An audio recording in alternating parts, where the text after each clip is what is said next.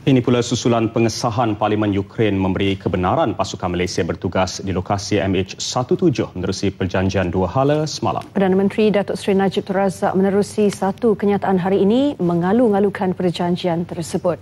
Beliau turut memohon semua pihak untuk menghentikan pertempuran serta membenarkan pasukan penyiasat antarabangsa mendapat akses penuh di lokasi kemalangan. Datuk Seri Najib turut mendoakan agar kesemua anggota pasukan itu berada dalam keadaan selamat. Perjanjian dua hala itu membolehkan 90 kaki tangan bukan tentera Malaysia menyertai pasukan Belanda untuk menjalankan penyiasatan seperti tertakluk di dalam keselamatan PBB Resolusi Majlis 2166. Kesemua 16 mayat warga Malaysia yang dikenal pasti telah dibawa ke Pusat Pengurusan Mayat di The Hague, Belanda lewat petang semalam waktu tempatan. 5 jenazah beragama Islam sempurna dimandi dan dikafankan oleh pasukan pengurusan jenazah dari Malaysia. Perinciannya bersama Ivan Toh di The Hague, Belanda. Ivan, kabarnya satu majlis solat jenazah akan diadakan di Belanda hari ini. Ivan, boleh Ivan berikan penjelasan mengenainya?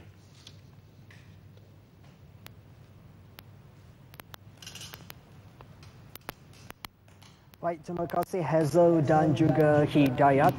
Sebelum saya teruskan, izinkan saya membuat sedikit pembetulan daripada 16 mayat yang telah pun dikenal pasti dan diserahkan oleh pihak kerajaan Belanda semalam. Sebenarnya 6 adalah mayat beragama Islam dan bakinya 10 bukan Islam. Daripada 6 mayat beragama Islam itu, 3 adalah lelaki dan 3 lagi adalah wanita. Dan proses pengurusan jenazah untuk mayat lelaki beragama Islam telah pun diselesaikan semalam dan untuk jenazah wanita disempurnakan hari ini oleh 2 pegawai wanita ataupun ustazah daripada JAKIM. Dan solat jenazah akan diadakan pada pukul 6 petang nanti waktu kami di sini, waktu tempatan, dan bersamaan dengan kira-kira pukul 12 malam waktu anda di Malaysia. Dan kami masih lagi berunding dengan pihak pengurusan rumah mayat Monuta Inime ini untuk membenarkan kami membuat penggambaran dan menyaksikan secara langsung solat jenazah itu nanti. Dan saya turut difahamkan solat jenazah ini akan disertai oleh komuniti Islam tempatan serta rakyat Malaysia yang menetap dan bekerja di sini. Selain daripada itu, waris keluarga terdekat yang dikabarkan sudah pun tiba di Belanda ini juga akan turut serta nanti. Hidayat, Hazel. Ya, Ivan, mungkin ada maklumat berkaitan dengan mayat bukan Islam yang boleh Ivan kongsikan?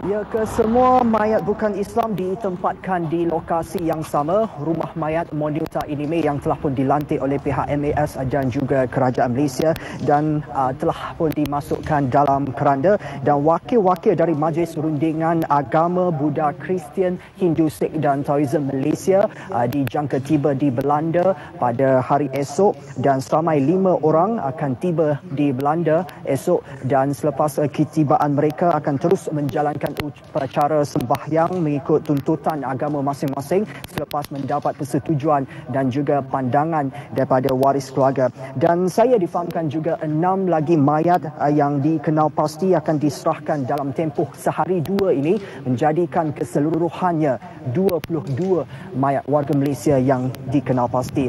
Dan seperti juga yang saya terangkan semalam, persiapan untuk tarikh penghantaran pulang ke semua jenazah dan juga mayat ini sedang giat dijalankan dan kami harapkan semuanya akan berjalan lancar dan dapat disegerakan tarikh penghantaran pulang ini selewat-lewatnya minggu depan dan mereka akan diterbangkan kembali ke tanah air, ke destinasi yang sama yang tidak kesampaian genap sebulan yang lalu.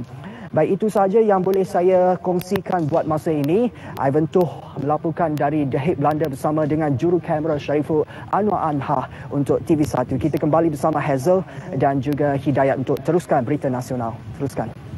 Ya, dari The Hague, Belanda, Ivan Toh. Terima kasih dengan perkembangan terbaru. Jadi ini bermakna 6 lagi mayat yang sudah pun dikenal pasti akan disahkan dalam masa terdekatnya, Hazel. Baik, seterusnya Kementerian Kemajuan Bandar dan Wilayah sedia memberi segala bantuan berkaitan penghantaran dan penerimaan jenazah mangsa nahas MH17 Menterinya Datuk Seri Muhammad Syafiee Apdal berkata langkah itu bagi memudahkan pengurusan jenazah selain meringankan kedukaan yang sedang dihadapi keluarga dan waris mangsa.